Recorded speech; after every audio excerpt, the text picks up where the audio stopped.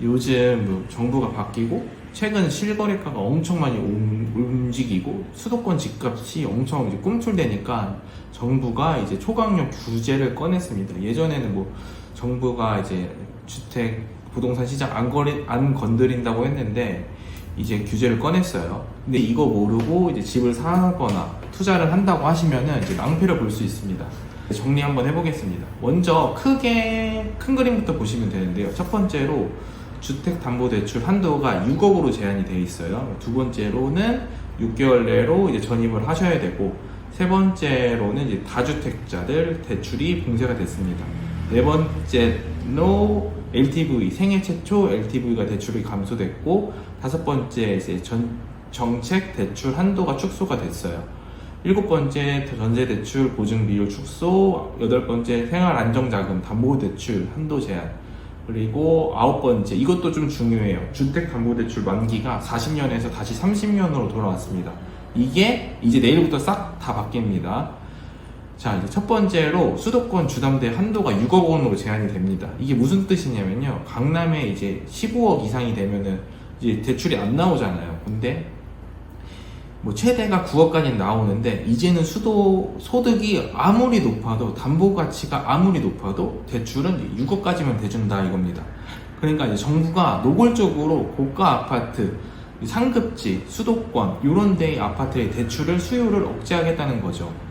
중도금 대출은 6억 초과까지도 이제 가능하지만 잔금 대출로 바꿀 때는 6억 한도가 적용된다고 합니다.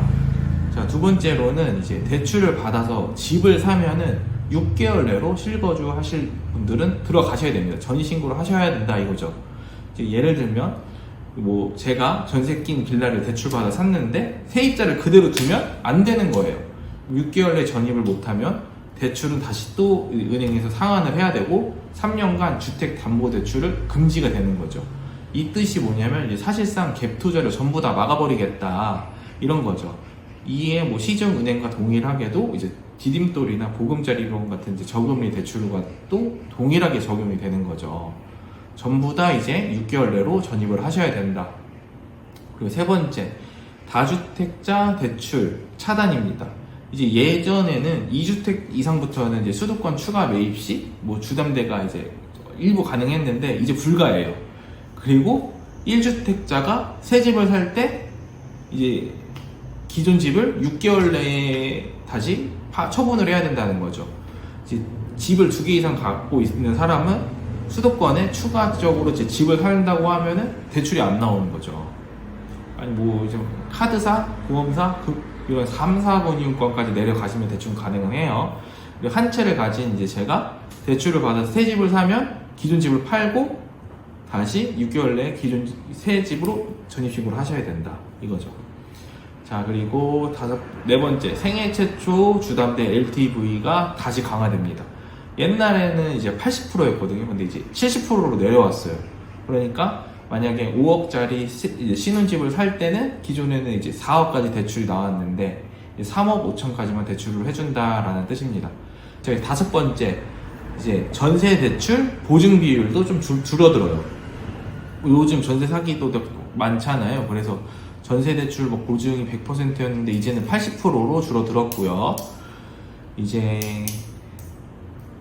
대출 심사가 조금 더 까다로워질 것으로 예상이 됩니다. 자, 여섯 번째, 수도권 주택담보로 생활안정자금 대출 받을 때는 한도가 1억으로 제한됩니다.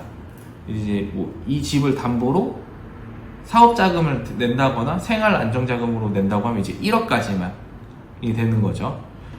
그리고 다음으로는 이제 주담대가 원래는 30년이었다가 작년에 뭐 40년으로 늘렸었거든요. 근데 다시 30년으로 제자리에 돌아왔습니다.